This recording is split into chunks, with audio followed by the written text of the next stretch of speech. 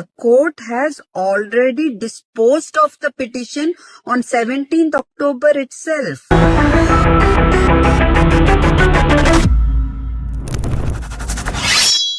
வணக்கம். என் கையில் இருக்கக்கூடிய 2 ORS, ஒன்று ஃபேக் ORS, இன்னொன்று ஒரிஜினல் ORS. ஒன்றில் விஷம் இருக்கிறது, இன்னொன்றில் மருந்து இருக்கிறது. ஒன்று உங்களுடைய குழந்தையை கொன்றுவிடும், இன்னொன்று உங்களுடைய குழந்தையை காப்பாற்றிவிடும். இந்த நாட்டில் 100 குழந்தைகளில் 13 குழந்தைகள் டைரியா வழியாக இறந்து கொண்டிருக்கிறார்கள். அதாவது வாந்தி, வயிற்றால பேதி என்கிற பெயரில். அப்போதான் இந்த சோ கால்ட் ஃபேக் மருந்தை நீங்கள் வாங்கி உங்களுடைய குழந்தைகளுக்கு கொடுத்து வருகிறீர்கள். இந்த போராட்டம் இன்னைக்கு நேற்று கிடையாது. கடந்த 8 ஆண்டுகளாக டாக்டர் சிவரஞ்சனி சந்தோஷ், ஒரு பீடியாட்ரிஷியன், குழந்தைகளுடைய டாக்டர், ஹைதராபாத்தை சார்ந்த டாக்டர், போராடி வந்தார். இதற்கான தீர்ப்புகள் வந்தது, இதற்கான எத்தனையோ ஆர்டர்ஸ்கள் வெளிவந்தது. ஆனால் ஃபார்மா கம்பெனிகள் பணத்தை வைத்து, பலத்தை வைத்து ஒவ்வொரு முறையும் இந்த நாட்டு குழந்தைகளுடைய உயிருடன் விளையாண்டு கொண்டு தான் இருந்தார்கள். கடைசியில் அக்டோபர் 14ஆம் தேதி FSSAI திடீரென்று வெளித்துக் கொண்டார்கள். உங்களுடைய டிவி ஸ்க்ரீனில் இருக்கக்கூடிய இந்த ஆர்டரை படித்து பாருங்கள். இதற்கு மேல் இந்த போலி ORS நீங்கள் விற்கக்கூடாது என்கிற அந்த ஆர்டர். சந்தோஷப்பட்டோம்.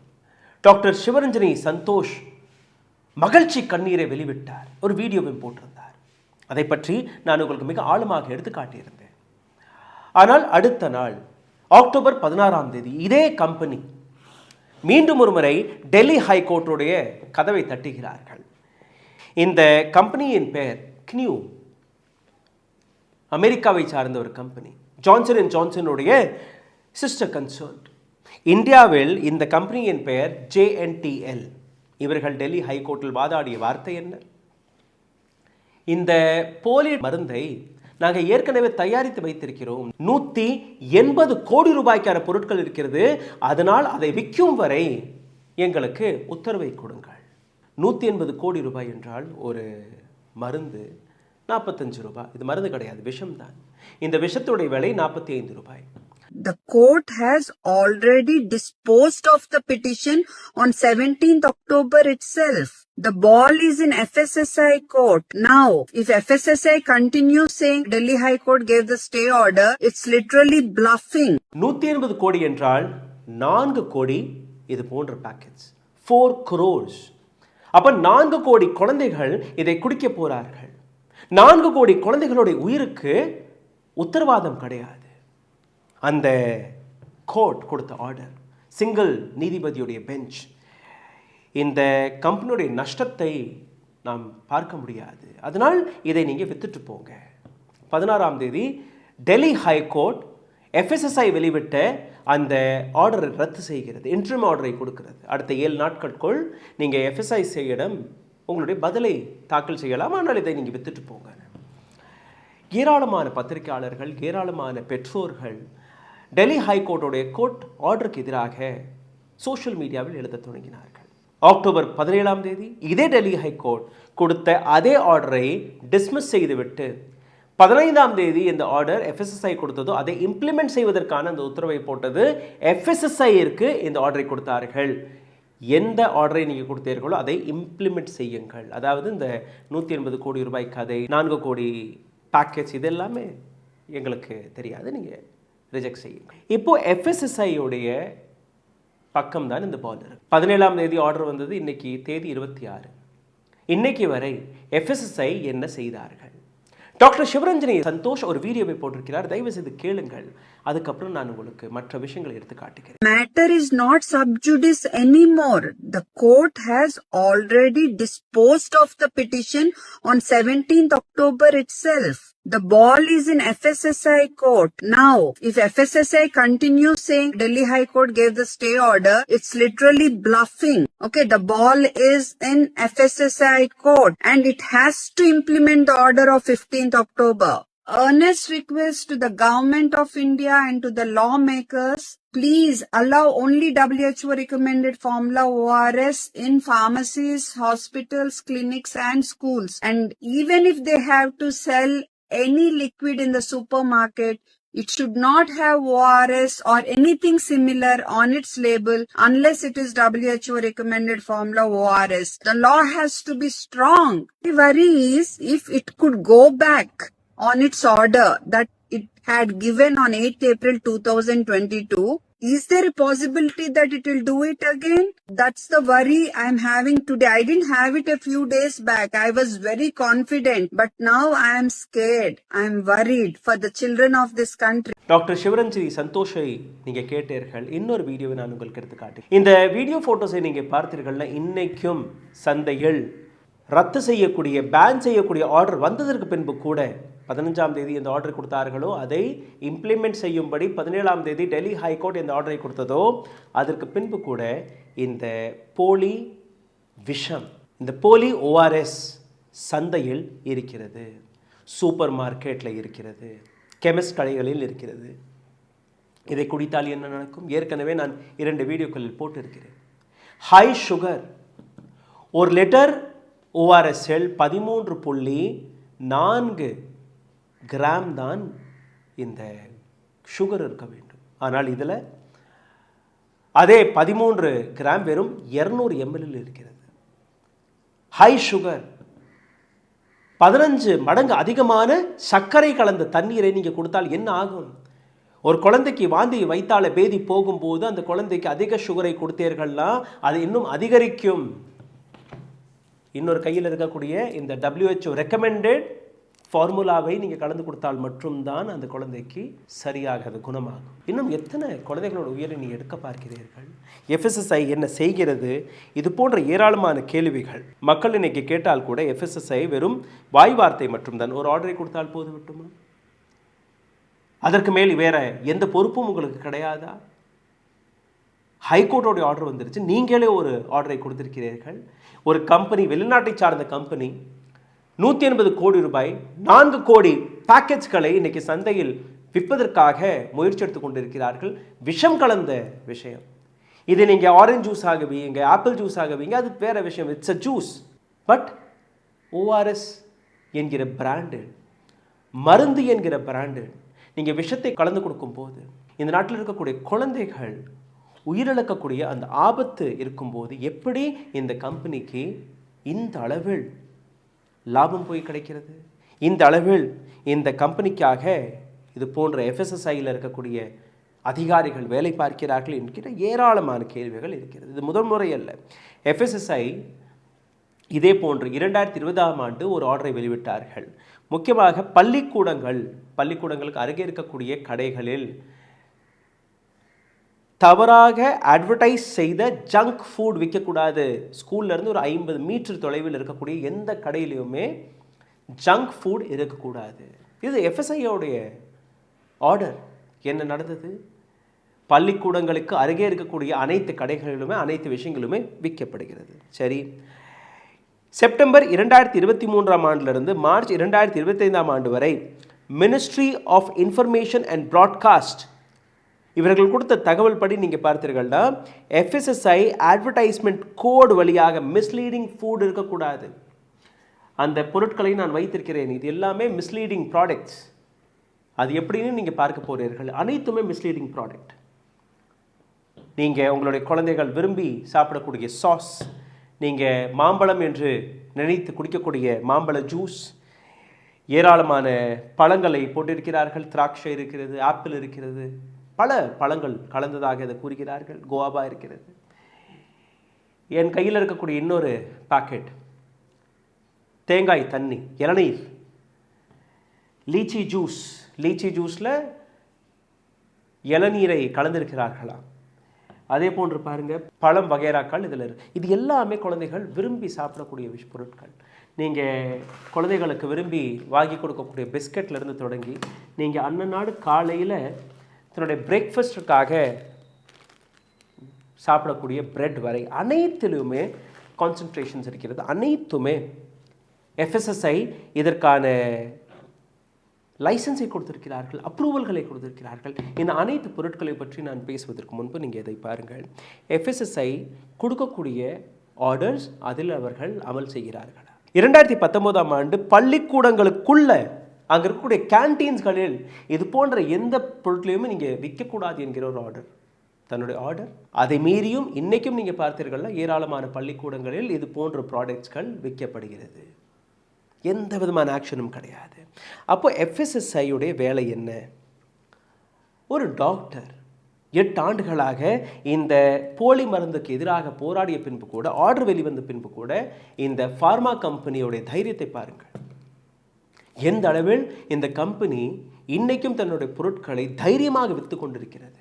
இந்த நாட்டு ஹெல்த் மினிஸ்ட்ரி, எஃப்எஸ்எஸ்ஐயை விட்டுவிடுங்கள், ஹெல்த் மினிஸ்டருடைய வேலை என்ன?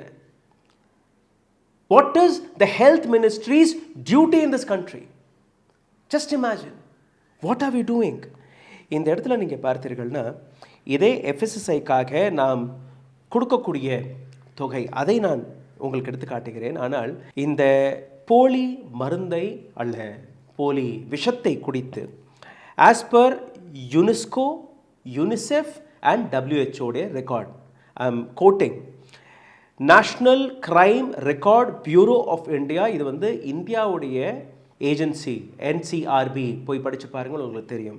NCRB வெளிவிட்ட டேட்டா படி நீங்கள் பார்த்தீர்கள்னா 5 வயதிற்கு குறைவாக இருக்கக்கூடிய குழந்தைகளுடைய மரணம் கிட்டத்தட்ட 7லிருந்து 10%, 7 to 10% of children below 5 years உயிரிழந்து கொண்டிருக்கிறார்கள். கிட்டத்தட்ட 2 லட்சம் குழந்தைகள் டிஸ்ட்ரிக்ட் வாரியாக இறந்து கொண்டு இருக்கிறார்கள். 2 lakh டிஸ்ட்ரிக்ட் லெவல் டேட்டா இது. இது மட்டுமல்ல, 61% குழந்தைகளுக்கு சரியான ORS கிடைப்பதே இல்லை. ஏன்னா நீங்கள் பாருங்கள், 2 பேக்கெட் இருக்குது. ஒன்றில் WHO ரெக்கமெண்டட் ஃபார்முலா, இன்னொன்று போலி ஃபார்முலா, சர்க்கரை கலந்த தண்ணி. இது போன்ற பொருட்களை சாப்பிட்டு, அதாவது 61% குழந்தைகளுக்கு சரியான ORS கிடைப்பதில்லையா? இந்த மாதிரி போலி மருந்துகள் இருந்தால் எப்படி கிடைக்கும்? This is not a juice, this is so called ORS and you are selling this. In 2022 the deceased data, அதாவது உயிரிழந்த குழந்தைகளுடைய எண்ணிக்கை 2022ஆம் ஆண்டு டயரியா வழியாக 1,08,000.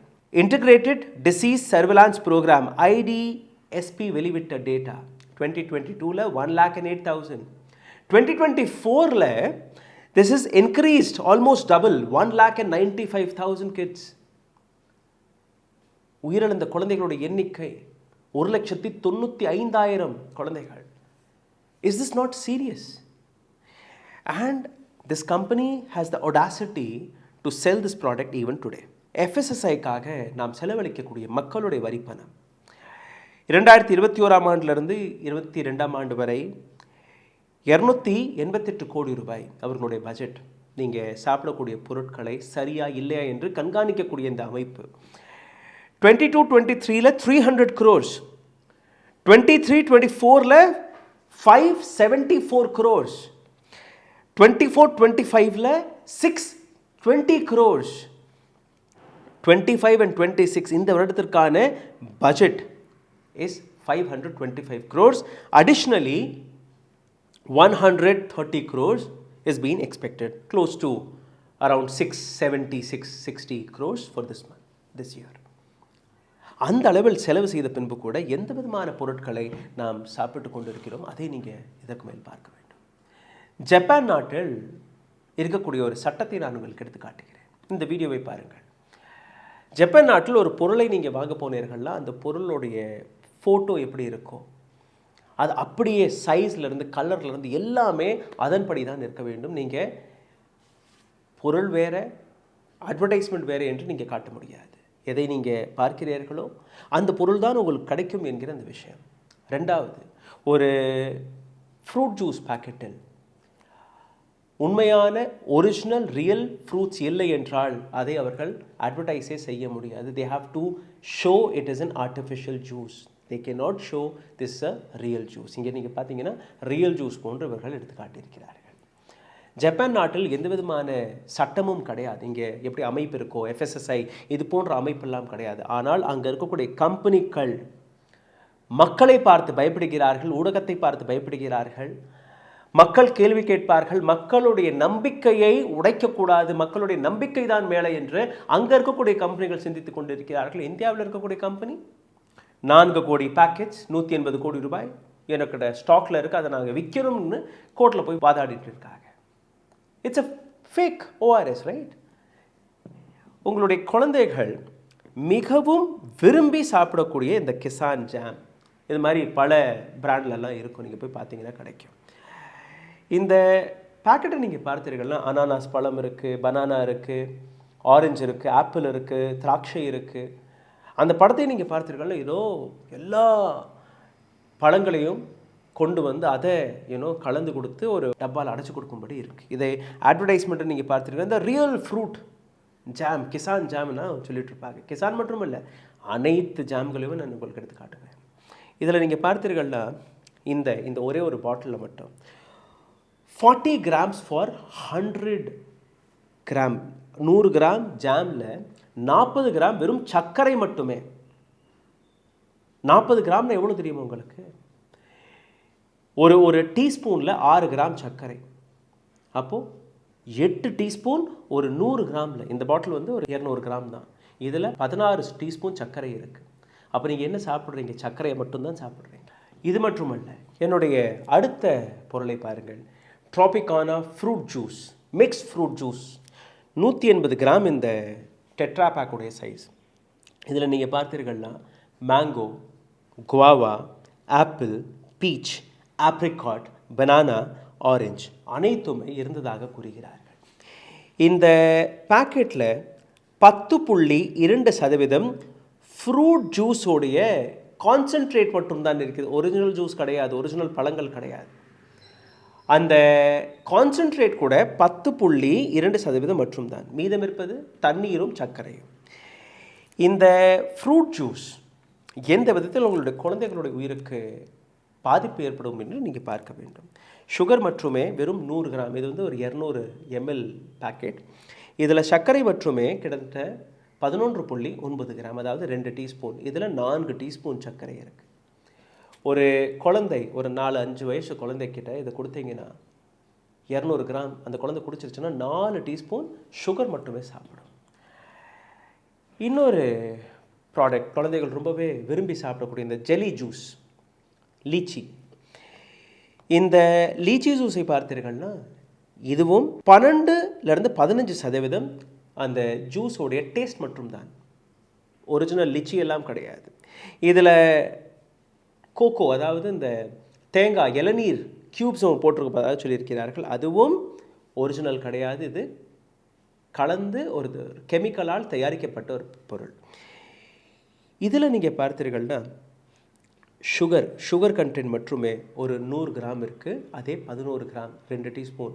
இது வந்து ஒரு 250 கிராம் பாட்டில்.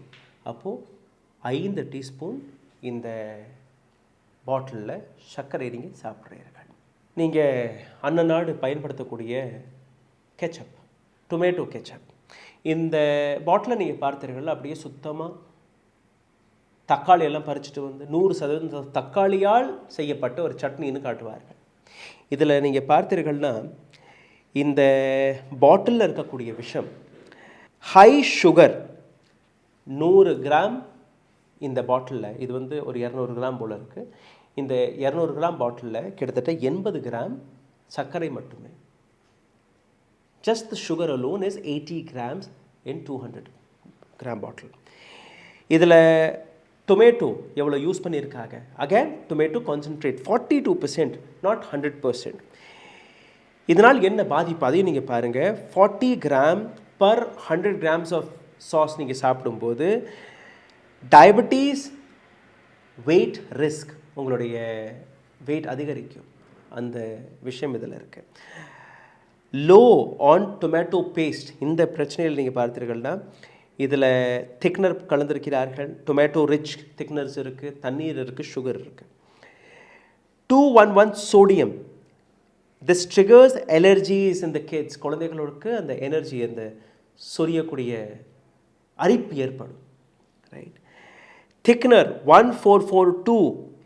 இதனால் என்ன நடக்கும்? நோ நியூட்ரிஷன், கட் இரிட்டேட், குழந்தையுடைய வயிற்றில் புண்கள் ஏற்படும், புண்ணு ஏற்படும். சிந்தித்து பாருங்கள். This is what you go and buy for your kids. மாம்பழ ஜூஸ், மாசா அனைவருக்குமே பிடித்த ஒரு ட்ரிங்க். இதில் என்ன இருக்குது? அதை நீங்கள் பார்த்தீர்கள்னா இதிலும் முழுமையாக மாம்பழம் கிடையாது. இதுவும் சர்க்கரை தண்ணி மற்றும் தான், கலர் இருக்குது, வேறு எதுவுமே கிடையாது. இன்னும் ரொம்ப ஒரு இன்ட்ரெஸ்டிங்கான பொருள் விச் இஸ் பிரெட். நாம் ஹோல் வீட் பிரெட் என்று எழுதியிருக்கிறார்கள். 100% whole wheat, 100%. But what is the reality in this? 100% whole wheat கிடையாது. இதில் 57% மட்டும் தான் கோதுமை மாவு இருக்கிறது. மீதம் இருக்கக்கூடிய மாவு மற்ற பொருட்கள் எல்லாமே வெவ்வேறு. இதில் ஹை சோடியம் இருக்குது. ஹை சோடியம் நீங்கள் கன்சியூம் செய்வதால் என்ன நடக்கும்? ஹார்ட் ரிஸ்க், இதய நோய் வரும், உங்களுடைய பிளட் ப்ரெஷர் அதிகரிக்கும். ஆடட் சுகர், சீனி, சர்க்கரை இருக்குது. Again it spikes the sugar level, weight and diabetes risk. இதில் ப்ரிசர்வேட்டிவ் இருக்குது 282 இந்த பேக்கெட்டில். Again this can create allergies to you. Again you are buying it. இது போன்ற ரிஃபைன்ட் ஆயிலுங்கிற பேரில் இந்த அனைத்து பொருட்களும் நீங்கள் பேக்ட் ஃபுட்லலாம் நீங்கள் பார்த்தீர்கள்னா பாம் ஆயிலில் தான் அந்த பிஸ்கட் எல்லாம் தயாரிக்கிறார்கள். என் கையில் இருக்கக்கூடிய குட் டே பிஸ்கட் எடுத்துக்கொள்ளுங்கள், அல்ல இந்த கிராக் ஜாக் எடுத்துக்கொள்ளுங்கள். இது போன்ற ஏராளமான பிஸ்கட், எந்த பிஸ்கட் எடுத்து பார்த்தால் கூட அந்த பிஸ்கட்டில் பாம் ஆயிலை கலக்கிறார்கள். பாம் ஆயிலில் நீங்கள் சமைக்கிறீர்களா, சாப்பிட்றீர்களா? அந்த பாம் ஆயில் தான். ஒட்டுமொத்த இண்டஸ்ட்ரியை இப்படி தான் இயங்கிக் கொண்டிருக்கிறது. இன்னொரு ரொம்பவே இன்ட்ரெஸ்டிங்கான ப்ராடக்ட் நான் பார்த்தேன், இளநீர். சார் இதிலெல்லாம் பார்க்கவே கலர்லாம் இருக்குது, பார்க்கும்போதே இதில் சர்க்கரையெல்லாம் இருக்கும்னு தானே தெரியும். நாங்கள்லாம் எங்களோட குழந்தைக்கு வாங்கி கொடுக்குறதில்ல. இளநீர் best for your guts, best for energy. இதில் பார்த்தாலே தெரிகிறது வெறும் பச்சை தண்ணி மாதிரி தான் இருக்குது, எதுவுமே இதில் கலந்துருக்க மாட்டாங்க. ஐ அக்ரி, எதுவுமே கலந்துருக்க மாட்டாங்க. பட் இந்த எதுவுமே கலக்காத விஷயத்தில் என்ன இருக்குது அது நீங்கள் பாருங்கள். விலை 20 ரூபாயாம். 20 ரூபாய்க்கு கிட்டத்தட்ட ஒரு 250 ml இளநீர் தண்ணீர் இவர்கள் கொடுக்குறார்களாம். இதில் என்ன இருக்குது? Coconut water concentrate, no original coconut. Coconut water concentrate 25%.